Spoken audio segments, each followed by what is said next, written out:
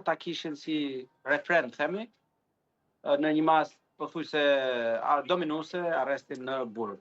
Dhe gjithashtu pa i kërkuar qartazi prokurorit barrën e provës për të provuar se pse duhet patjetër mas arrestit në një rast të caktuar. Duhet të kuptojmë që ky është një vendim i cili përcakton standarde, nuk zgjidh çështjen e asnjërit individ me emër të përveçëm. Ky vendim është në vetëm raste ku gjykata e lartë praktikisht merr rolin e një lloj ligjvëndsmi të tërthor që nëpërmjet interpretimit e shndron në një lloj ligji të detyrueshëm për gjykatat. Përrjedhoj, ky ndryshim ka vlerë për çdo individ i cili do të përballet me kërkesat të mundshme nga prokuroria për caktim masash.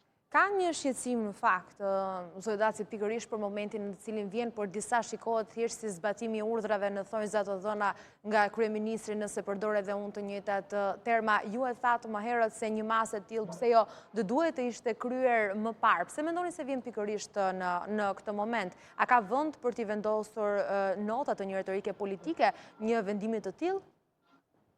Unë mendoj që nuk ka asgjë nga ana e kryeministrit në këtë aspekt. Por edhe nëse do kishte, kryeministri është mbarë si udhëheqësi i ekzekutivit i cili patjetër që përcakton politikën penale. Në këtë aspekt është në domenin e tij kushtetues që të ngrejë çështje të këtij karakteri, kuptohet pa ndërhyrë në atë çfarë i takon gjykatës që ta bëjë. Dhe unë nuk kam parë ndonjë element të kësaj natyre. Kështu që në këtë rast mendoj, përkundrazi unë mendoj që Ministria e Drejtësisë duhet të jetë më aktive në politikë bërje, sigurisht pa cënuar pavarësinë dhe integritetin e institucionet drejtësisë, por kjo nuk do të thotë që ligjvënësi dhe ekzekutivi nuk kanë bën fare në raport me këtë lloj çështje, sepse tek e fundit kjo lidhet me një seri gjërash të tjera, lidhet edhe me planifikimin buxhetor, lidhet edhe me pasojat ekonomiko-sociale që jep paraburgimin familjen, në sistemin penitenciar të burgjeve etj me radhë. Kështu që është në domenin e tij që të interesohet dhe të ketë madje edhe zë në raport me këtë çështje. Unë mendoj që kjo ka ardhur për arsye se duhet kuptojnë se njerëzit nuk e kanë pas qartë që gjykata e lartë, kolegjet e bashkuara kërkonin një korum, i cili është 10 veta. 10 veta gjykata e lartë ka pak kohë që i ka bërë. Ju dini që për një kohë të gjatë s'ka patur mundësi ta bënte.